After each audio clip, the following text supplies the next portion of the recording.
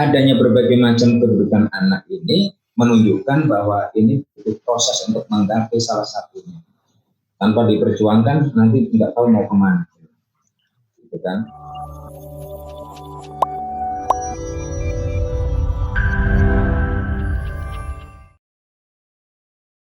Yang kedua, menyadari betul tanggung jawab pendidikan ini utamanya adalah ada di pundak orang tuanya. Maka disitulah kita harus mengambil peran sepenuhnya, mengambil tanggung jawab sepenuhnya. Kepada sekolah kita menitipkan itu hanyalah karena semacam memohon bantuan, kan seperti itu. Yang ketiga, menyadari betul tadi makna pendidikan. Ya, sudah saya sampaikan di awal. Sadari apa itu pendidikan, bukan hanya sekedar menjadikan anak sukses dunia. Udah, itu bukan pendidikan. Karena tidak menanamkan dasar-dasar agama. Sadari tentang kedudukan anak sehingga kita bisa menerima tulus apa adanya, termasuk apapun keadaan anak. Maaf, ada kalanya orang tua susah menerima tulus ketika anaknya itu tidak sempurna secara fisik maupun mental. Ya, ini nomor satu tadi ya, sadar kedudukan anak. Amanah harus kita terima apapun adanya, tulus. Yang kedua, menyadari tanggung jawabnya itu ada pada orang tua. Yang ketiga, menyadari apa itu makna pendidikan. Yang keempat, kita harus tahu mulai kapan ini mendidik anak. Nah, ini penting nih buat yang jomblo-jomblo. Yang jomblo-jomblo ya.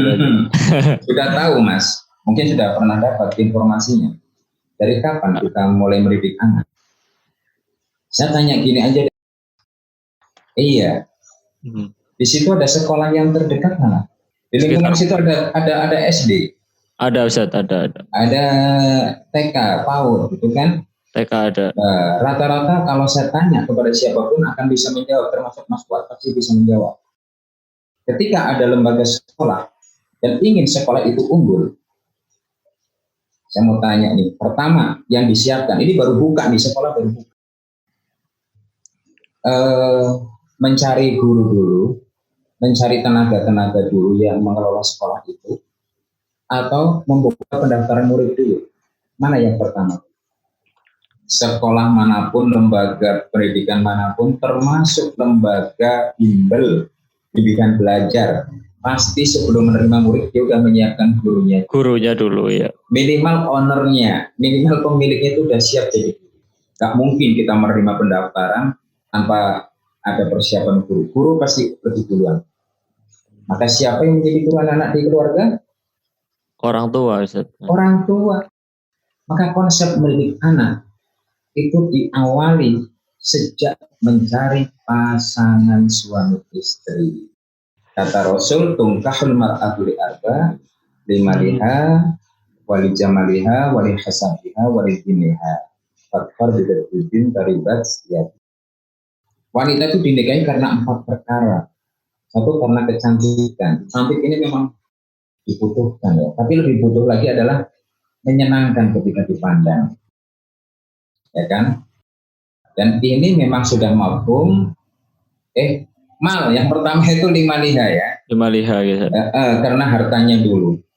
Dan saya melihat Mas, juga Bapak Ibu para pemirsa, nampaknya Rasul itu menempatkan harta pertama ini bukan sembarangan ya.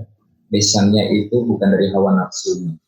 Sepanjang sejarah dan sampai sekarang pun saya melihat banyak ketika laki-laki mengincar calon istri itu bukan banyak itu melihat hartanya dulu. Bahkan dibalik juga begitu. Wanita melihat calon suami kadang melihat hartanya dulu. Itu banyak dari dulu sampai sekarang. Jadi nomor satu ini harta itu tidak keliru Rasul menempatkan itu. Dua, kecantikan, ketampanan gitu kan. Hadis ini sih lebih tepatnya untuk laki-laki gitu ya. Iya.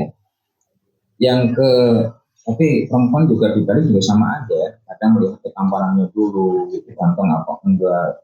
Yang ketiga itu masalah keturunan. Yang keempat, agama.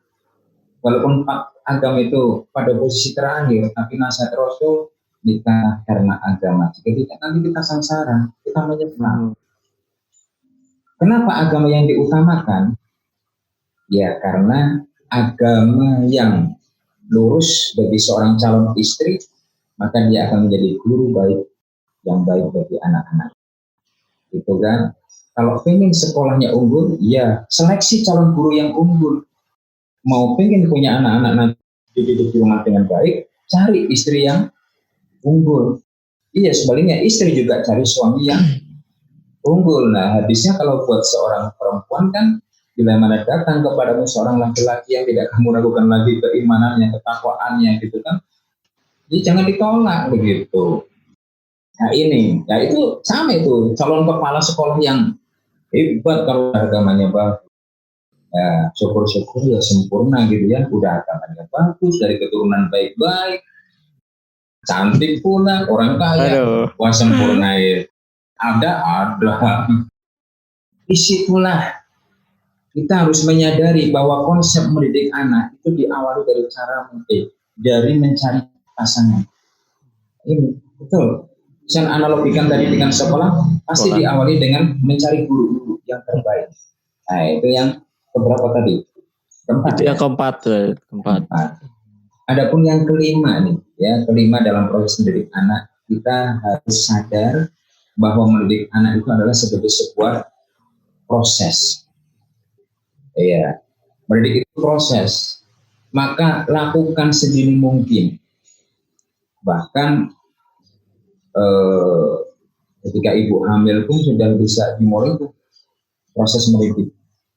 Setahu saya, para peserta Hafiz Indonesia di salah satu stasiun televisi ya, ketika saya mencoba menelusuri itu, kebanyakan anak-anak kecil yang banyak hafal Quran itu karena waktu ibunya hamil itu sudah sering memperdengarkan Quran. Umur 4 bulan itu sudah mulai berfungsi itu pendengaran, ya. Jadi sedini mungkin, karena itu proses. Maka salah satu hadis Rasulullah, Rasul itu mengajarkan kepada kita agar mendidik anak sholat sejak umur berapa? 7 tahun. Ajari anakmu sholat pada umur 7 tahun. Dan pukullah kalau dia lalai pada umur 10 tahun. Artinya ini sebuah proses tuh. Enggak ujuk-ujuk orang sholat pukul ceplak sementara kita nggak ngajarin sebelumnya. Ya kan, ajari dulu gitu kan. Nanti kalau umur sekian udah balik kok dia nggak melakukan, pukul, itu mukulnya juga ada caranya ya. Ya kita sadar bahwa ini sebuah proses. Ya, tidak orang tua yang nggak memahami proses ini maunya apa yang diomongin langsung dilakukan, apa yang dinasihatkan langsung terjadi perubahan pada anak. Nggak bisa, proses. Ya, sadari bahwa pendidikan itu adalah proses. Apa yang harus kita tanamkan dulu? Ya, tidak jelas itu, maka begitu lahir pun adzan di telinga kanan, kalimat mentauhidkan Allah dulu itu kan ya, asma Allah dulu yang dia perdengar.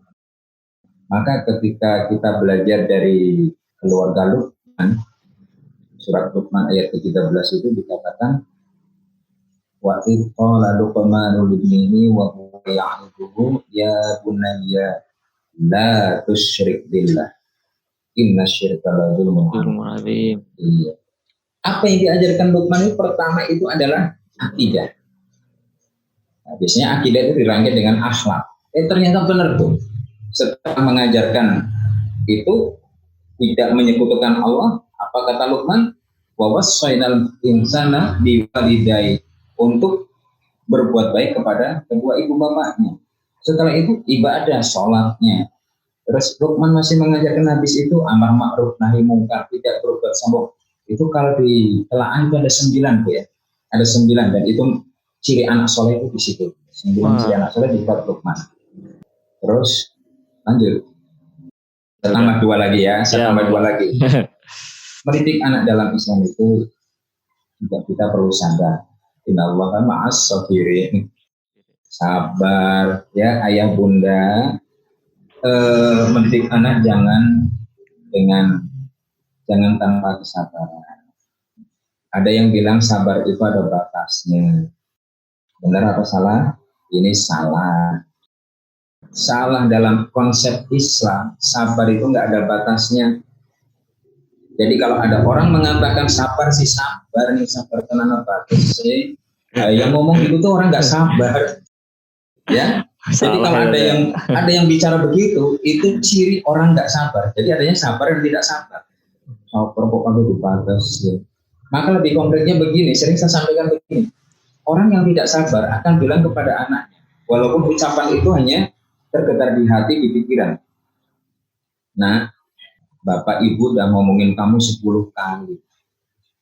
Kamu nggak berubah, terserah. Bapak Ibu nggak akan ngomongin kamu lagi. Ini orang nggak sabar. Tapi kalau yang sabar, nah, walaupun itu hanya di pikiran ya, hanya di hati. Yeah, nah, Bapak Ibu udah ngomongin kamu 10 kali. Kamu nggak berubah, Bapak Ibu tidak akan bosan ngomongin kamu. Itu orang yang sabar. Iya, bedanya di situ. Tambah satu lagi lah ya. Yeah. Jadi setelah sabar dalam hidup itu sesuaikan dengan zaman. Ya, kan kata Ali bin Abi Thalib, ada yang menisbatkan ini ke Umar bin Khattab, didiklah anakmu sesuai dengan zamannya. Karena dia akan hidup pada zaman yang berbeda dengan zaman. Begitulah kurang lebih. Itulah Mas kira-kira yang perlu kita pegang dalam mendidik, dalam bimbing agama kita. Baik, baik Ustaz. Sebenarnya sudah sangat luar biasa ya jika kita ikut dengan konsep yang tadi Kak Imung sampaikan, mulai dari kedudukan anak itu seperti apa sih kita paham, kemudian kewajiban yang paling mendidik anak itu siapa, kemudian paling penting lagi adalah mengerti tentang pengertian pendidikan itu sendiri, kemudian ini khusus para jomblo-jomblo ini ternyata mencari calon guru ya atau calon pendidik anak itu justru yang paling penting dan diutamakan itu dan fondasinya ya, karena siapa lagi yang akan mendidik kalau tidak orang tuanya gitu. Kemudian kita harus menyadari bahwa pendidikan ini sebuah proses, maka anak menjadi soleh, anak menjadi pintar itu tidak instan, perlu proses, dibutuhkan kesabaran, ya. Dan yang paling penting lagi adalah disesuaikan dengan zaman gitu ya, karena ya lah, apalagi sekarang zaman digital begini ya. Maka orang tua jangan sok bilang nggak usah internetan, nggak usah HP-an. Bapak Ibu juga dulu nggak pakai, ya memang dulu nggak ada. Gitu. Karena memang nggak sama dengan zaman orang tuanya gitu ya. Nah, itu luar biasa sekali ya. Nah, karena menyambung zaman tadi, kita sudah hampir mau setahun ini tadi ya kondisi pandemi. Tentunya banyak orang tua yang kerepotan ya karena harus menghadapi anaknya 24 jam. Ini kalau menurut Ustaz Kak Imung gimana nih Tad? Sarannya untuk para orang tua yang menghadapi anaknya istilahnya 24 jam gitu Tad. Ya, gimana ya? Saya merasakan hal yang sama. Sama ya. Jadi, kalau saran saya ini pikiran saja. Pandemi ini adalah real. Kondisi ini nyata kita hadapi. Maka di sini diperlukan sikap bijak. Sekarang saya bicara dari sikap dulu. Menghadapi musibah itu ada 4 tingkatan ya. Yang pertama, tingkatan kubur. Mengeluh. Tidak terima. Bahkan sampai mencaci Allah gitu ya. Hidupku kayak begini terus, saya kayaknya kok udah frustasi. Saya nggak percaya lagi dengan kasih sayang Allah. Saya sudah beribadah, saya sudah coba ini, coba itu. Mana nyatanya Allah selalu membuat saya susah. Belum selesai juga ini musibah datang. Itu orang yang berkeluh kesah, orang yang mencaci maki, orang yang mengingkar. Nah, kedudukan orang yang seperti ini dalam menghadapi musibah, hukumnya haram, dosa. Tingkatan terendah bagi seorang muslim, ya mestinya yang wajib adalah bersabar. Bersabar itu ya menahan diri dari yang dimurkai Allah. Ketidakmampuan, bahkan emosi yang kadang datang akibat pandemi ini, harus ngurusin anak, belajar, nyuruh belajarnya aja susah, apalagi membantu belajarnya begitu. Ya, suruh belajar malah tidur melulu, ya, suruh meeting malah belum mandi juga, kameranya dimatiin, dan sebagainya. Jadi di sini dibutuhkan kesabaran. Jadi sabar itu menahan diri dari yang dimurkai Allah. Tahan, sabar ya Allah. Inna Allah ma'asabirin tadi. Allah itu akan beserta orang-orang yang sabar. Ya ayyuhalladzina amanu, ya ayyuhalladzina amanu sta'inu bis sabri was salat. Dan ini perintah Allah, minta pertolongan itu dengan sabar dan sholat. Nah, di surat Al-Baqarah ayat 153 ya. Seperti itu, Mas. Ini tingkatan paling rendah itu harus sabar. Maka dengan adanya pandemi, daring, anak belajar lewat online begini ya, itu yang minim-minim kita sabar. Ya. Tahan diri yang dimurkai Allah. Tahan diri dari emosi, tahan diri dari marah-marah yang berlebihan. Karena anak sendiri juga bingung. Anak sendiri juga nggak ngerti mau minta tahu pada siapa. Udah dia nggak ngerti, bingung, tanya orang tua, dimarahin pula. Aduh. Nah, kalau bisa tingkatan di atas lagi adalah kita ridho. Ridho itu nggak ada beban. Ya, saya jalanin ini semua pandemi ini memang sudah begini. Anak harus belajar dari rumah. Bismillah, ya Allah. Plong, nggak ada beban. Oh, itu luar biasa itu kalau bisa sampai situ. Saya lagi belajar ke situ, tapi belum sampai ke situ. Dan tingkatan tertinggi adalah bersyukur. Maka bersyukur itu dapat musibah bersyukur. Ya kan? Alhamdulillah. Pandemi ini saya masih bisa makan. Alhamdulillah. Saya masih diberi kesehatan. Itu kemarin tetangga sudah meninggal. Alhamdulillah saya kemarin kena, tapi saya bisa sembuh. Alhamdulillah. Ada aja syukur gitu ya. Tetap bersyukur. Alhamdulillah. Kemarin katanya baru dijebol maling rumahnya. Ya alhamdulillah. Cuman perhiasan yang hilang. Ya itu juga sedikit, masih ada banyak orang mereka nggak tahu gitu kan. Begitu. Katanya motornya baru hilang. Ya alhamdulillah. Saya pas nggak naik. Kalau saya pas naik kan saya ikut hilang ya. Logikanya Nasruddin. Begitulah. Bersyukur itu tingkatan paling tinggi. Ayo hadirkan dalam hati kita selalu berbisik sabar, sabar. Ini memang harus dihadapi.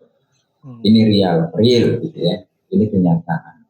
Seperti itu, Mas. Ya, jadi kurang lebih ini tuh tergantung sikap kita menerima musibah gitu ya. Nah, betul, sikap kemudian kita dalam menghadapi musibah. Ya, kemudian menyadari bahwa tadi salah satu kedudukan anak adalah sebagai fitnah atau cobaan gitu kan. Nah, apalagi kembali kepada kedudukan anak adalah tanggung jawab sepenuhnya orang tua ya. dalam mendidik. Iya. Ya, saya menyadari betapa repotnya gitu ya.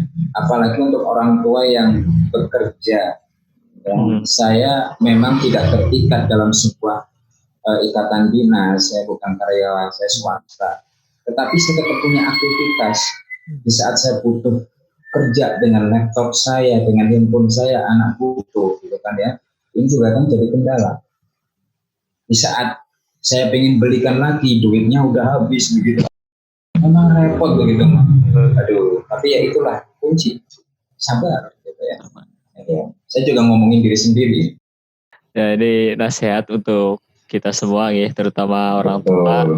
Harus menyadari tadi bahwasanya kita harus siap ya menerima ujian datangnya pandemi ini. Kemudian menyadari bahwa anak itu salah satunya adalah sebagai fitnah atau ujian. Kemudian menyadari bahwa yang paling berkewajiban mendidik adalah sebenarnya orang tua gitu ya. Nah, mungkin tips-tipsnya apa ini, Dad?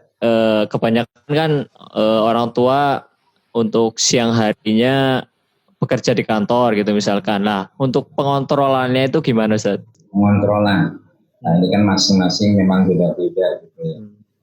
Kalau kontrol, karena memang terlalu banyak celah ya untuk anak bisa tidak terkontrol. Gitu kan.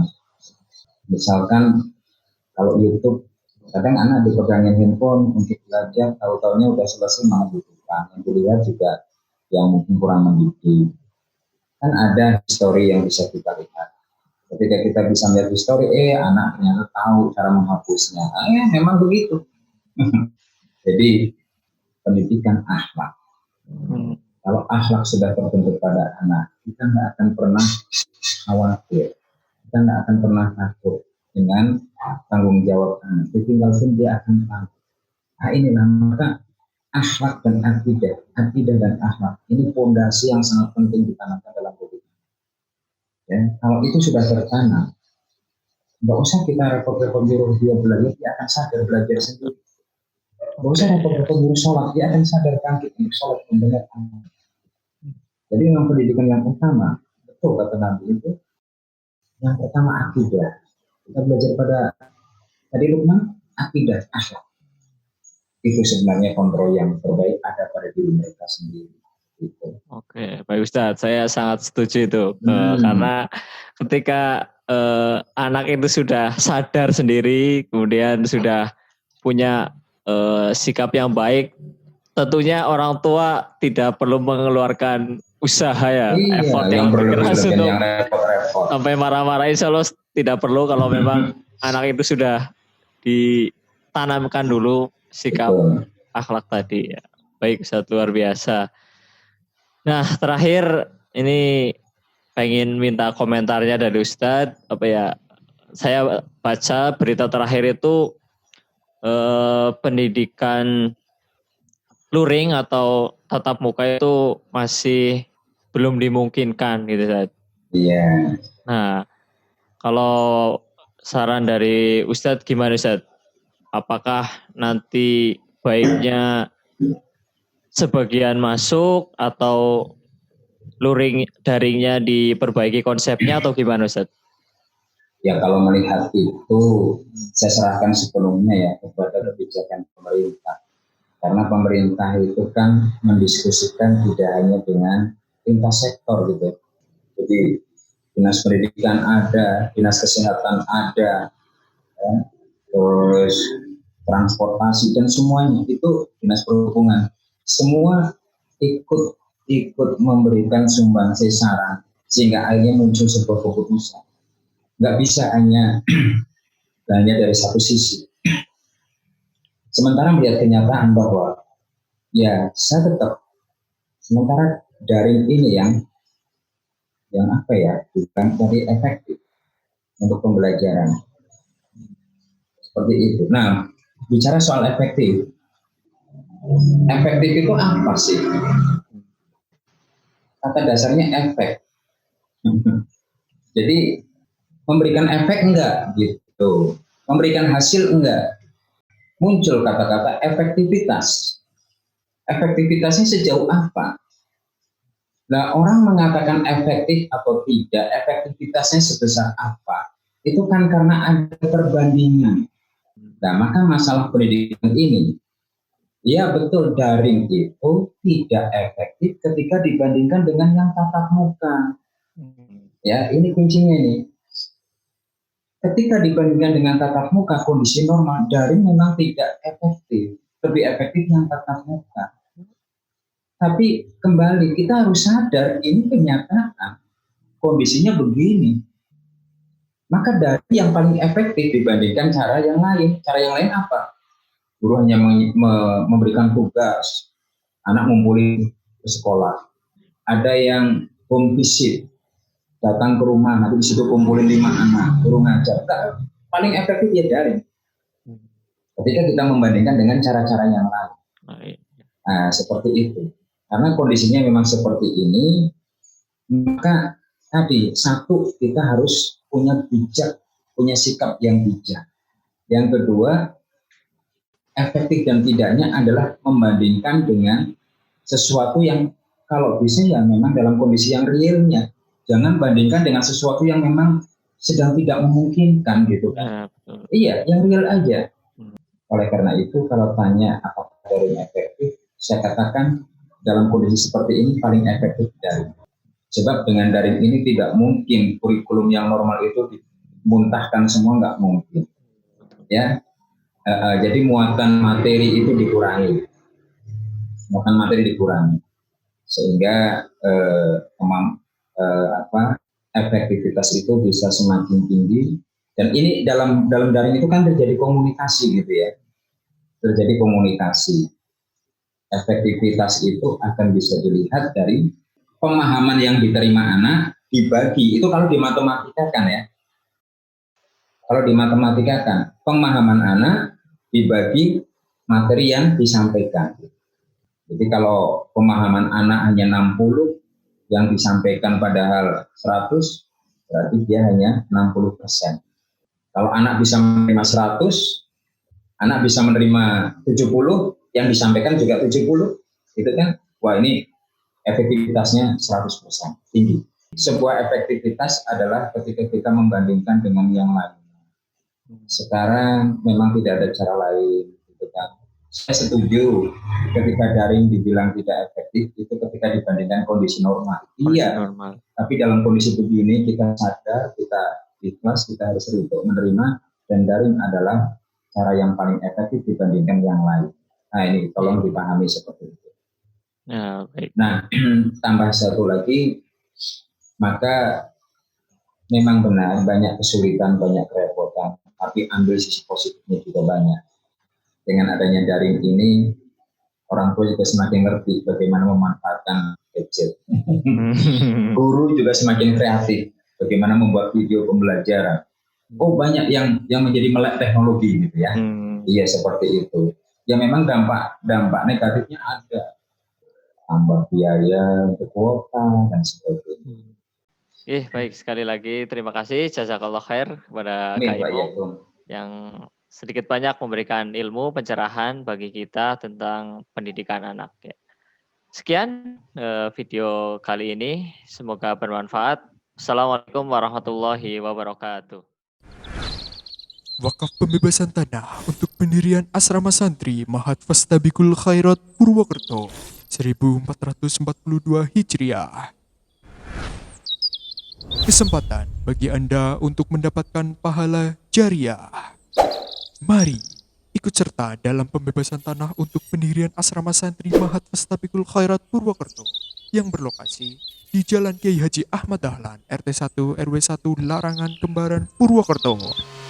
Luas tanah keseluruhan 554 meter persegi.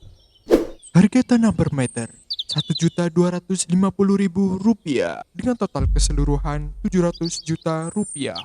Wakaf bisa Anda salurkan melalui Bank Muamalat 563002175 cabang Purwokerto atas nama Masjid Fastabikul Khairat. Kode bank untuk transfer ATM bersama dan prima 147. Atau bisa langsung ke Sekretariat Mahat Fastabikul Khairat di Jalan Kiai Haji Ahmad Dahlan, RT 1 RW 1, Kompleks Mahat Fastabikul Khairat dan FKTV, Kembaran, Purwokerto. Kontak informasi dan konfirmasikan transfer Anda melalui WA atau SMS ke 0812 1516 3414. Cantumkan nama, asal kota, tanggal transfer, dan jumlah transfer Anda. Atas partisipasi Anda dalam investasi akhirat ini, kami ucapkan jazakumullahu khairan.